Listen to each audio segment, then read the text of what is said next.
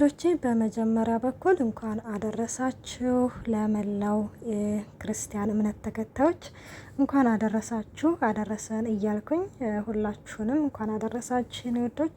እንግዲህ ከአመት አመት አድርሰን ከቁጥር አያጉለን። እኛም እንግዲህ በስደት ሀገር ያለ ነው ለደጁ አብቅቶን በደጁ የምንጸልይና የምንሰግድ አድርገን እና ውዶቼ እንግዲህ ወደ ዳጣ ድራማ ስመጣላችሁ ዳጣ ድራማ እንግዲህ እንደተመለከታችሁት ውዶቼ ኤቢ እንግዲህ በነገራችን ላይ እንዳያችሁት መቼም የምትቀየር ልጅ አይደለችም። መቼም ማለት አንዳንዴ የሆነ የአባቷን ጭንቀት መረዳት ስትቆይ ከአንዳንድ የሚሆነ አሁን የሰራችሁ ራሱ ስህተት ያስተምራታል ብለን ነበርና ግን በፍጹም እሷ የሚያስተምራት ነገር የለም።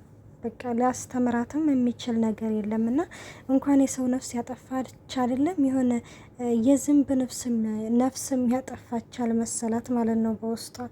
እናም ማርታ እንግዲህን ምንድነው ያለችው ደረጀን የዲኤን ምርመራ መደረግ ስላለበት እንግዲህ ወደ ሆስፒታል እንድትወስደ ብለዋለች። ለደረጀም በነገራችን ላይ ምንም ነገር አልነገረችውም። ደረጀም በጣም ተጨንቋይ ቆይ ለምንድነው ወደ ሆስፒታል የምትሄጁ ቆይ ምን ተፈጥሮ ነው ቢላትም እንግዲህን እውነታውንም ውሸታውንም የምናውቀው እዛ ነው። ደረጃ ዋሽቶኛል ወይስ አልዋሸኝም የሚለውን ነገር እዛ ስለሆነ የምናውቀው ምንም የምነግርህ ነገር የለም።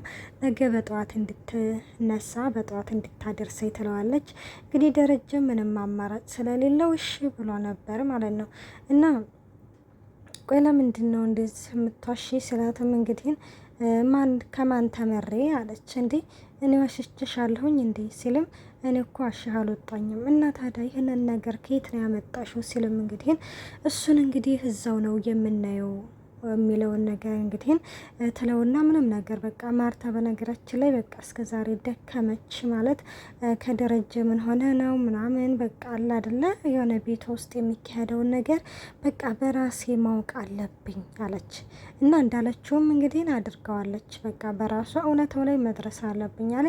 እንግዲህ እውነታው ላይ ለመድረስ ትንሽ ቀርቷታል ብዬ ነው የማስበው ጉዶቼ። ሰላም ጤና ይስጥልኝ ውድና የተከበራችሁ የቻናሌ ቤተሰብ እንዴት ናችሁ? ደህና ናችሁ ወይ? ያለው እግዚአብሔር ይመስገን። ለዚህ ቻናል አዲስ የሆናችሁ ሰብስክራይብ በማድረግ ቤተሰብ ሆኖ እንዲሁም ነባሮች ስለምታበረታቱኝ እጅግ አድርጌ አመሰግናለሁ። ተወዳጅና ልብ አንጠልጣይ የሆነውን ዳጣ ድራማ ይዘንላችሁ ቀርበናል።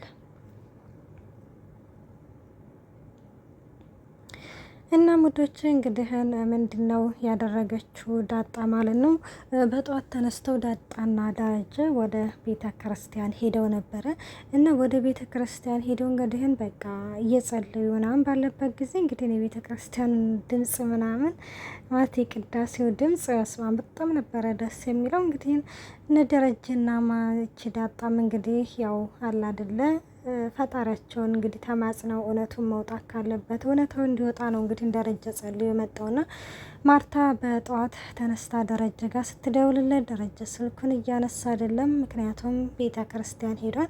እና ኤቢ እንግዲህ ለምንድን ነው ከኔ ጋር አንድ ላይ የማንሄደው? እሱ እኮ ከአንቺ ጋር መሄድ አልፈለገም።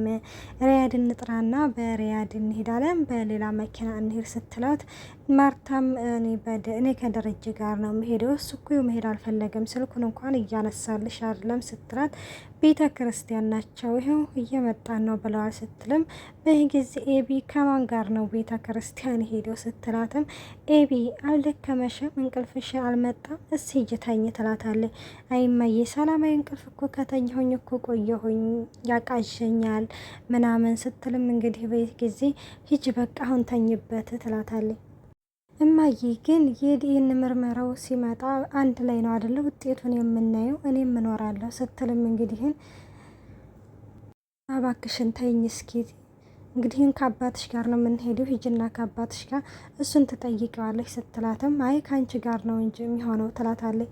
ቆይ እናንተ አንቺ እኮ ችግር በችግር እኮ ብዙ ጭንቀት አለብሽ ተደራርቦብሻል። ቆይ ስለ ራስሽ ለምንድን ነው የማታስቢው? ይሄ ነገር ጉዳዩ የኔና የደረጀ ነው። እኔና ደረጀን ብቻ ነው የሚመለከተው።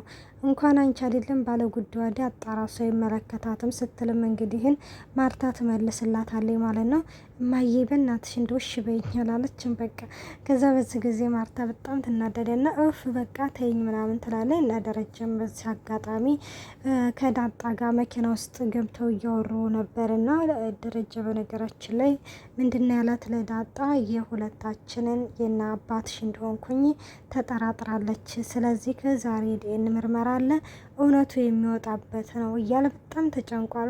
ዳጣዬም እንግዲህን እኔ ያንተ ከምትጨነቅና ትዳራችሁ አደጋ ላይ ከሚወርቅ እኔ ከዚህ ከቤት እወጣለሁኝ ወደ መጣሁበት እመለሳለሁ ስትልም አይ በፍጹም ወደትም አትሄጅም፣ በቃ እኔ እስከ ዛሬ እንኳን አሁን አይደለም እስከ ዛሬ ጎዳና ላይ ላሳለፍሽው ህይወት ይቆጨኛል ይላታል ማለት ነው።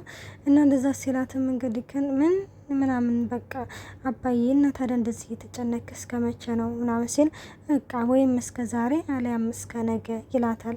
እና ማዲች ዳጣ እንግዲህ በቃ ይበልጥ በቃ ተጨነቀ። በቃ ዛሬ የውጤቱ ማለት የመጨረሻው ቀን ስለሆነ ማርታ ከማውቋ በፊት እውነታውን እነግራታለሁ ብሎ ደረጀ ወስኗል ማለት ነው። እና እንደዛ ሆነ እንግዲህ በቃ እንሄድ ወደ ቤት ሲሉ አይን እቆያለሁ አንተ ሂድ ትለውና ዳጣም እዛ ቤተ ክርስቲያን ትቆያለች።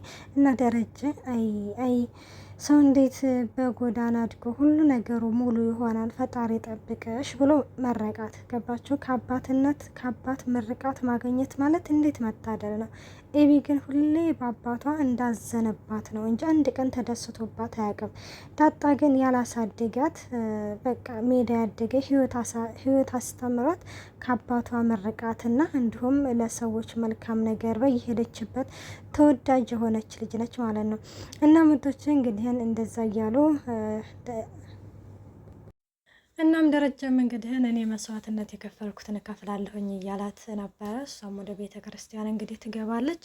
እናም ወደ ቤተ ክርስቲያን እንደገባች ለማርታ ይደውልላትና ማርታም እንግዲህን ወደዛ ወዳለችው ቦታ ደረጀ እንዲወስዳት ትጠይቀዋለች። እንግዲህ ደረጀ በጣም ተጨንቋል ከሚባለው በላይ ማለት ነው። እናም ሌላው ኤቢ ነች ማለት ነው። ኤቢ እንግዲህ ናታንን ጠብቃ ናታን ከውጭ ሲመጣ ምን ነው ተለያያችሁ ትለዋለች። ከማን ጋር ነው ደግሞ የምንለያየው? ዛሬ ጉር ነው። ዛሬ ከዚህ ከቤት ዳጣ ትባረራለች፣ ሰላምም እዚህ ቤት አትመጣም ስትለውም እንግዲህን እስቲ እንደው ኤቢ እስቲ አንድ ቀን እንኳን እስቲ ትምህርት እስቲ ተማሪ፣ እስቲ ካለፈ ህይወትሽ እንኳን ተማሪ፣ እስቲ ካደረግሽው ድርጊት እንኳን ትምህርቱ ሰጂ።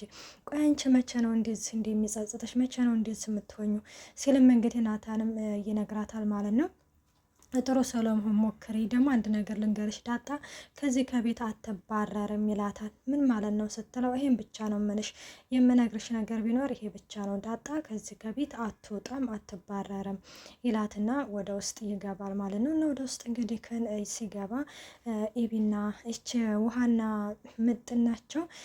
ምጥንና እንግዲህ ውሃ ተቆመው ምናምን ቁራውን ማለት ነው። እዛ ያርጁ አይደለም ወይ ትላለች። መየቱ ምናምን ስትላት ይኸው እዛ ዛፉ ላይ ያለ ስትላት እንግዲህ እንዴ ያኮ ቁራ ነው ስትል እኮ ታዲያ አርጁ ዛፍ ላይ ስለማይወጣ ነው እንጂ እኮ አንድ አይነት እኮ ናቸው አላለችም። እና እንደዛ እንግዲህ እየተባባሉ አርጁ ይሄንን ቢሰማ ይገልሽ ነበረ ስትላት እስቲ ምጣና ይግደለኝ እኔ ራሴ ነኝ የምገለው ትላለች ማለት ነው። እና እንደዛ እንግዲህ ከን እየተባባሉ እያለ ዳጣ ትመጣለች ማለት ነው። ዳጣ እንግዲህ ስትመጣ የኔ እናት በጣም ከፍቷታል። ምክንያቱም ይህን የመሰለ ቤተሰብ በእኔ ምክንያት ሊበተን ነው፣ አባቴ በእኔ ምክንያት እየተጨነቀ እየተጠበበ ነው እያለች በቃ መለውቅጡ ጥፍትፍት ብሏታል ማለት ነው። እና በዚህ ጊዜ እንግዲህ ከን ትመጣና ለነ ውሃ ምን ትላቸዋለች? ምን እየሰራችሁ ነው ስትል ያንን ቁራውን አርጁ አይደለም እያለች ስትልም እውነቷን እኮ ነው መልካቸው እኮ አንድ አይነት ነው ተመሳስሎባት ነው ስትልም እንግዲህን ዳጣም ይሆናል አይደለም በጣም በቃ ብዙም ስላልሆነች አሁን እኔ የምልሽ ምጥን ቤተሰቦችሽ እንዴት ናችሁ ስትላት ቤተሰቦች በጣም ደህና ናቸው ምናምን ትላታለች ማለት ነው።